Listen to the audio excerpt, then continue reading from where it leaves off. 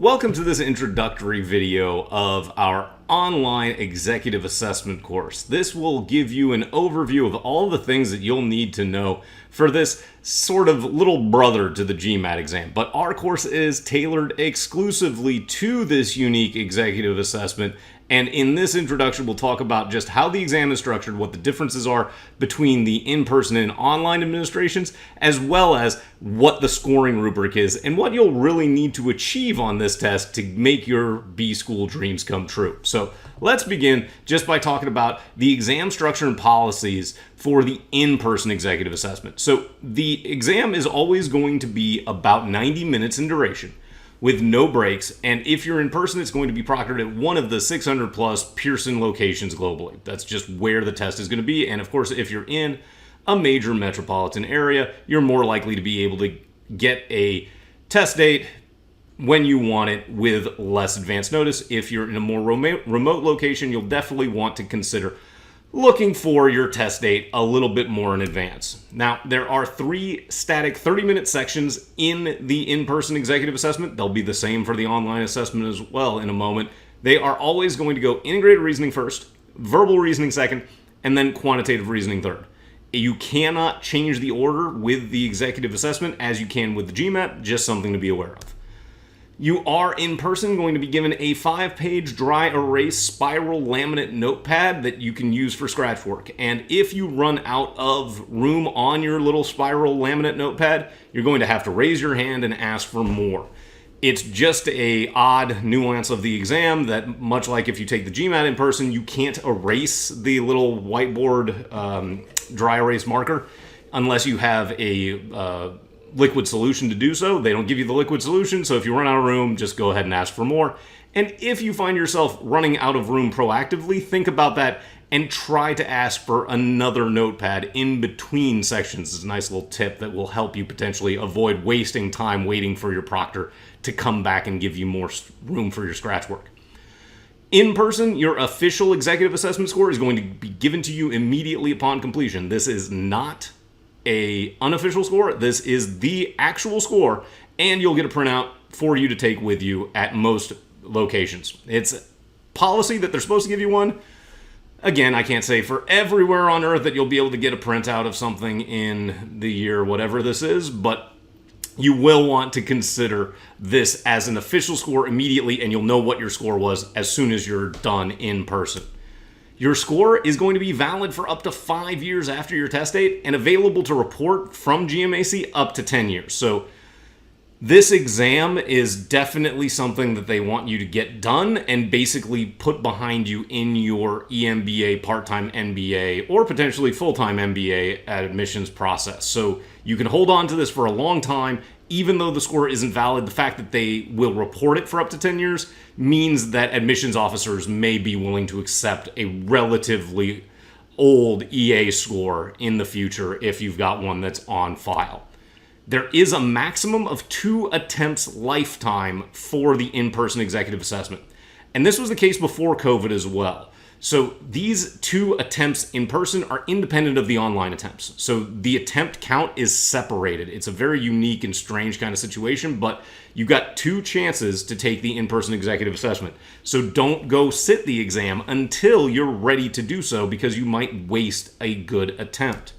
Your second exam, however, can be scheduled within 24 hours of your first attempt. So you can just do it immediately if you're ready to retake it, or more likely if you have a deadline that you need to hit.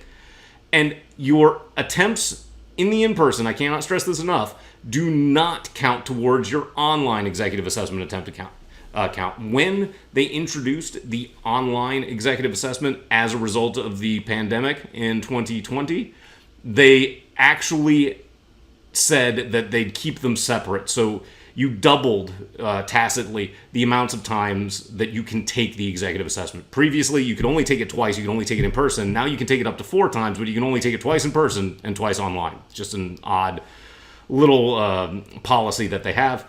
There is no score cancellation here, though. Unlike the GMAT, again, you cannot cancel your score. Your score is going to count unless there was some sort of technical difficulty that caused you to be unable to complete the exam as it was intended.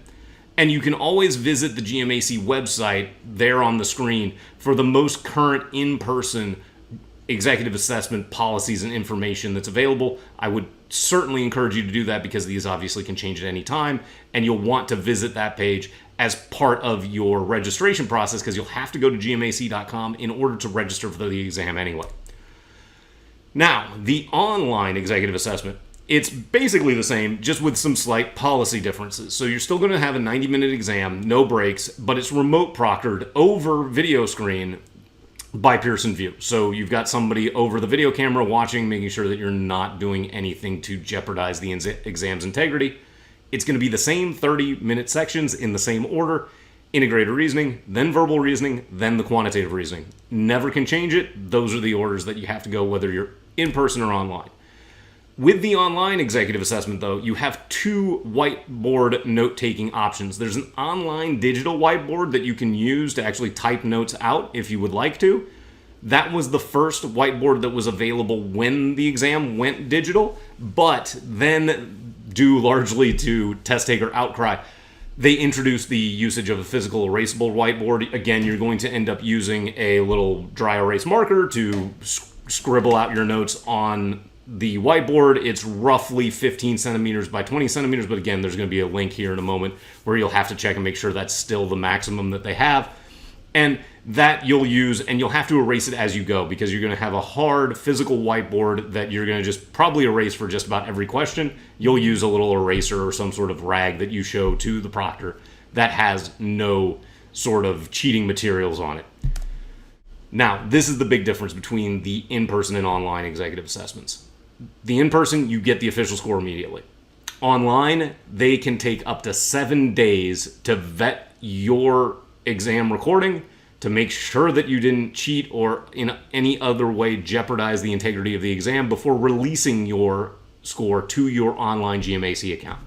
So if you're under a time crunch, even though the online executive assessment may seem like it is a better, faster opportunity to get a scheduled exam, remember that you may have to wait up to 7 days to get your score results, as opposed to in person where you get the score results, the official score, immediately upon completion. So just be aware that you do have to potentially wait up to 7 days. It doesn't have to take 7 days. I have heard of students who get their scores back in 3, 4, 5 days, but they do say allow up to 7 days for that official score to become available to you through your gmac.com account.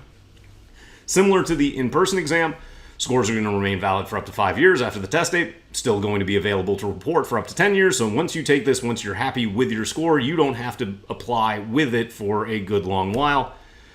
Again, you have 2 attempts lifetime with the online executive assessment, independent of the in-person attempts, just like we talked about on the previous slide. Your second exam, again, can be scheduled within 24 hours of the first attempt, so you can retake it as soon as you want. But again, here is probably not that valuable of a tool because you won't know what your score is for up to 7 days. And this, again, does not count towards your in-person executive assessment attempt count. So you've got up to 4 exams total, but 2 of each type available to you when you're considering official executive assessments. Once again, no score cancellation is allowed with the online executive assessment either. And you'll want to visit that gmac.com website listed at the bottom of the screen for the most current online EA policies, because again, they can change at any time and they have in the past. So be aware of what the policies and procedures are for scheduling when you are ready to take your online executive assessment. And remember, there is no difference from a reporting standpoint to the admissions officers. They will see the score the same whether it's online or in person. It really is just your personal preference which one you decide to choose, the online offer or the in-person testing center experience. So now let's talk about how this exam is adaptive, because it's not the same as its larger cousin, the GMAT. It's adaptive within a section. So your section has variability. So your performance on the first half of a given section dictates the difficulty of the second half of the same section. So what that means is how you perform on the first half of, say, your integrated reasoning section, which is out of 12 questions, is going to dictate the difficulty level of the second half of the same section. So you can skip and return to questions that are in the half that you're currently working. But once you switch halves, you can't return to the prior half. So There is a review screen that appears before prompting you to move to your second half within a given section, but you have to remember that once you pass the halfway point of the section, you won't be able to return to questions that were in that first half. Similarly, you won't be able to skip ahead to the second half without completing out the first half. So be aware of that review screen, and there are some strategic implications here that are very unique to this exam, separate from the GMAT. First, plan to spend more time on hopefully harder second half questions. You want to prepare so that you're going to see the harder second half, you're going to be deliberate on the first half, but you're going to have some shorter targets in terms of how much time you're going to spend on that opening half, because you want to have time left over for what should be harder questions in the second half. So your target for the first half is going to be approximately 12 minutes and a maximum of 15 minutes for the first half of any given section. So how do we make that happen? Consider immediately guessing and marking long questions on the first pass through either half, just because we know I can return back to them if you hit that review screen and you've got, say, 10 minutes on the clock, then I can potentially go back to any questions that I guessed on and spend some time there. But if I get to 15 and I blindly skipped on number 5, I may just have to live with that blind guess that we had on number 5. Now, you do want to allow up to 2 guesses on a section, and this can even be within a half, but it depends on your target scores, because you basically have to aim for more than half correct in every half, ultimately. So you can guess strategically to make sure that you complete the sections, especially the integrated reasoning, where you can very frequently run out of time. You want to make sure that you're finishing, and again, that hopefully you're seeing a harder second half and spending more time on that harder second half because of the unique adaptivity function of this test. So let's talk about those individual sections a bit now. Starting with the first section, the integrated reasoning. So you're going to have 12 questions and 30 minutes to complete them for the integrated reasoning. Your first half target, as we said, is going to be 12 minutes and a 15-minute maximum. And you're going to have a 2 to 2.5 minute average per question here in that first half. Now, remember, it is possible to miss up to 2 questions and still get a 10 plus on your on your integrated reasoning section. And we'll talk about the score here in a little bit more detail in a moment. So if you have to, look for opportunities to skip, but we'll get into greater details about strategy with integrated reasoning in a future lesson as well. And also, leave more time if you don't have the multi-source reasoning set in whichever half you're in. So the multi-source reasoning is kind of like the reading comprehension for integrated reasoning. It's going to have 2 to 3 tabs of information. It might have a table. It might have a figure. It has a lot of information, and there's going to be 3 questions tied to it. It's going to take a while. So if you have your multi-source reasoning in the first half of the integrated reasoning section, be prepared to spend a little bit more time, closer to the 15-minute maximum, on that half. If, however, you do not see the multi-source reasoning set, then you know it's going to come in the second half, and you probably want to be closer to that 12-minute target because you know that you're going to have a harder multi-source reasoning, time-consuming set in that second half that you'll have to complete. The second half, of course, is going to be a 15 to 18-minute total and a 2.5 minute to 3 minute average. And you, again, want to work through the full half, completing your easier question first. Often these are going to be graphics interpretation, table analysis. And so that means if you don't see that this is a question that you want to do, just guess, skip, and return at the end, because obviously you don't have another half to get to at the second half completion. You could just finish out with whatever questions you had remaining. So that's our integrated reasoning section and how we want to pace that. The next section you'll encounter immediately without a break is going to be your verbal reasoning section, and that's going to have 14 questions and a 30-minute total. So it is a little bit more fast-paced on a per question average than the integrated reasoning. But you're going to have the same rough targets of 12-minute target for the section, a 15-minute maximum. You're going to have a 2 to 230 average per question, but that's going to be based on the type of question that you see. And we're going to talk more about that when we discuss the individual question types you'll have in the verbal, which are going to be sentence corrections, critical reasoning, and reading comprehension. The sentence corrections are obviously going to take the least amount of time on average, hopefully, because they have the least amount to read. So the amount to read is going to impact to a degree how much time you're going to spend on questions with the verbal reasoning, regardless of which half you're in. Now, do again remember that it's possible to miss up to 2 questions. So if you get 5 out of the 7 correct, that's probably going to be a good enough score to keep you in that 10 plus of the scaled score for the section that's the target for most folks. But Do leave more time, just like we left more time for the multi-source reasoning in the integrated reasoning half, whichever half it's in. Same thing is going to apply if there's no reading comprehension passage in a half. Usually there's a reading comprehension passage in both halves. Doesn't have to be though. So if there's no reading comprehension passage, then you know that you have to have more time for the second half, because there's probably going to be one. Well, there's definitely going to be one if there's none in the first half. Most halves are going to have reading comprehension when it comes to the verbal reasoning. But if for any reason you don't see a reading comprehension passage, just recognize you got to go pretty quickly through that half. Now, your second half is going to have a 15 to 18 minute total, ideally, and you're going to have that 2.5 to 3 minute average, roughly. Again, it's not exact, but we're just saying, okay, I've got like 6 to 7 minutes here, probably closer to 2.5 than 3, but that's where we're going to be if we have spent the time wisely. And of course, seek longer critical reasoning questions to sacrifice if you're behind the pace. So critical reasonings are the little paragraphs that have to deal with an argument or some sort of inference that needs to be made. Those questions only affect the one problem, as opposed to a reading comprehension that is going to pertain to 3, 4, maybe even 5 questions on a rare occasion. So you don't want to sacrifice reading comprehension for pace. But if you have to, because you need to see every question, just guess on a longer critical reasoning, one of those thick paragraphs, and move forward so that you guarantee that you finish your verbal section. So after you finish your verbal reasoning section, you will move on to the quantitative reasoning section, which is the last section of the exam, which, much like the verbal, will have 14 questions in a 30-minute time period. First half, similar to the verbal, you want to have a 12-minute target, a 15-minute maximum for that first half, and about 2 to 2.5 minutes on average. Remember that, again, it's possible to miss up to 2 questions. Of those first 7 in the first half, 5 out of 7 is kind of the target, again, for that 10-plus score on the individual section that we'll talk about in a moment. So if you get stuck on something, don't hammer it till it's dead. Make sure instead that you leave time for yourself to get to the rest of the questions that might be a bit easier for you to complete. Also, always seek logical estimation and alternative tactic opportunities in the first half, because if you can save that time, you're allocating it for the harder second half, hopefully. That second half, of course, is going to have 15 to 18 minutes total and a 2.5 to a little less than 3 minute average. You're going to work that full half, completing the easier questions first. And easier is, to a degree, a personal statement.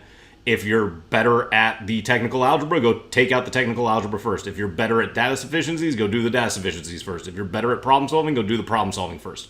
Work through the problems, read it, and as long as you're making progress, keep doing the question. But if you stop making progress, immediately move to the next one. Because if you're not progressing to a solution, you're wasting time, and that's going to be very important on this test. Do, however, allow a calm reread, recalculate, or tactical reset before you have to guess and move on these quantitative questions, because very often you may have just made a technical math error or misread something. So if you're confident in your approach and you're like, hey, my answer choice isn't there, it's probably because you missed something simple. Do allow that calm reread. Go get all of the questions that you know how to address before worrying about the harder ones. So then the last bit is, remember to consider your logical estimation before you completely guess. So always be looking for opportunities to eliminate answer choices that you know to be incorrect before plainly guessing and moving on, because you should, on almost every question in the quantitative section, be able to eliminate at least a couple of options so that you're guessing out 1 out of 3, 1 out of 2, as opposed to 1 out of 5. So now that we know how the sections are set up, let's talk about the thing that matters to most people, which is our scoring. So this exam is scored even more uniquely than the GMAT is. So the overall scores here are not on a scale of 200 to 800 like the GMAT is. They are officially on a score of 100 to 200, and all 3 sections matter here. So the integrated reasoning is included along with the verbal and the quantitative to create your combined score in the executive assessment, as opposed to the GMAT, where the integrated reasoning is reported separate from the combined score. So the integrated reasoning is a lot more important on this test. We're going to spend some more time on it in this course than we probably would if this were a GMAT course. Now, that 100 to 200 official combined score scale is not obtainable. Your realistic score scale is going to be between 130 and a 170. And your percentiles are really tightly packed on this test. So the 10th percentile is roughly a 140. The 50th percentile is roughly a 150, right in the middle of the scaling. and a 90th percentile is about a 160. So 1 point does matter relatively significantly for this test score. So if you are working with an admissions department and they say, we really need you to get a 153, and you're like, I got a 152, well, that may be because they're saying we've got like a 5 to 7% differentiation between those two numbers. So just be prepared that every point and every change in your score matters for this test. Now, the sections are even more unique. So the individual scaled scores are going to be 0 to 20 as opposed to the 0 to 60 that the GMAT uses. Now, this is not tied to the actual number of questions that you get correct. So, for instance, with the integrated reasoning, if you get 8 of the 12 integrated reasoning questions correct, you don't get a scale score of 8. You're probably going to be higher. You're going to be probably above 10 because you got more than half correct. Your realistic scale, however, is going to max out at 18 and minimize out at 2. And again, theoretically, could you get a 0 or 20? Maybe. But I know that personally, when I audited the EA way back when, that I got, for instance, in my very first section, the integrated reasoning, I got all the questions right, and I got an 18. And I said, you guys are telling me that this is supposed to be out of 20, and why is it out of 18? And the fine folks at the GMAC just said, yeah, we're still working on the scale. So don't worry about trying to get to the maximum here. Your realistic scale is 2 to 18, and that's going to be for integrated reasoning, reading comprehension, or integrated reasoning, verbal, and for the quantitative sections. Now, your assumed 50th percentile for the in-section score is going to be a 10. Your assumed 90th percentile is a 14. Again, huge differentiation just from like one change in point, right? So 90th percentile is 14. That means that the 60th is roughly 11, like 75th is roughly a 12, 85th is roughly a 13, and then 90th, and it just kind of flattens out from there. So it's just really important to know that there's kind of a break-even point of you're going to need to get a 50th percentile in most cases for an acceptable score, but that's going to be a 10, and it just gets harder and harder from there to move up. Now, the scoring strategy.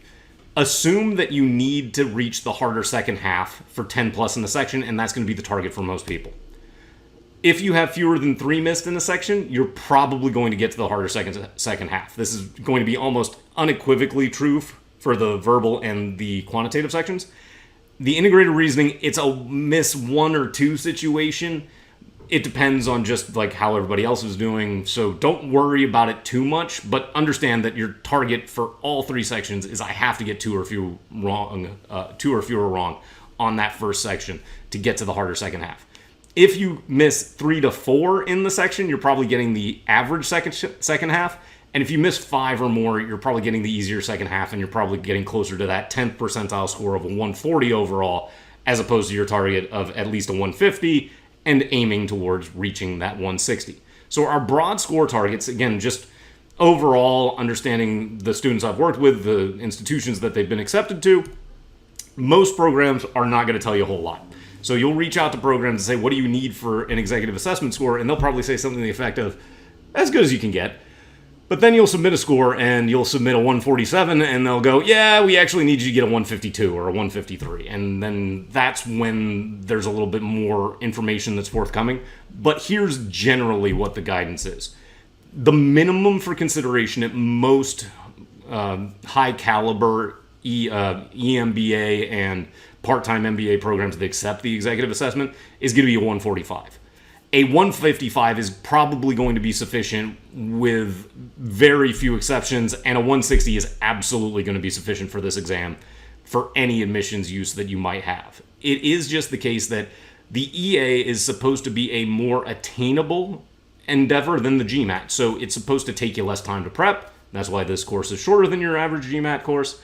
It's supposed to be easier to deal with considering your background in business. So they just need you to clear the bar, and there's not nearly as much value in like reaching a 90th percentile here. Whereas in the GMAT world, there are certain schools that won't even look at you if you're not at the 90th percentile. Here it's more a get to the 50th percentile, maybe a little bit above it, and we'll be able to work with you for everything else in your application to grant you admissions. So now, what is the target score, of course? So it's whatever gets you in your program. So definitely research median scores as best as you can, even though you understand that they probably aren't going to be as forthcoming here as they would be with the GMAT. So do a visit the official program websites to see if they've got any information there. If they don't, email the admissions departments directly, and most importantly, call the admissions officers. You will probably be speaking with an individual about your application, and there's little information sessions and those sorts of things. Ask them up front what they need for your EA score so that you know what target to be aiming for in your prep, and that will tell you when you're going to be able to take this test. The EA prep calendar should not be a month's sort of thing. It should be closer to a week's sort of practice. Now, that said, if it goes into 1 month, maybe a maximum of 2 months, that's certainly possible. But you really just have to get this part out of the way as opposed to the GMAT, which may be a way for you to differentiate yourself against maybe a subpar undergraduate GPA or other aspects of your application that you want to show the GMAT as an asset. Here, the EA is not really going to turn into much of an asset in most cases, but you just want to get a score that clears it so that they can look at everything else that you might be bringing to the program. So that is the executive assessment overview. In the rest of this course, we'll be talking about the 3 sections: integrated reasoning, verbal reasoning, and quantitative reasoning in detail, along with all of the skills that you'll need to address all of the question types that you'll encounter on this unique exam, specifically talking about how they're applied in the executive assessment as opposed to its larger and bigger cousin of the GMAT.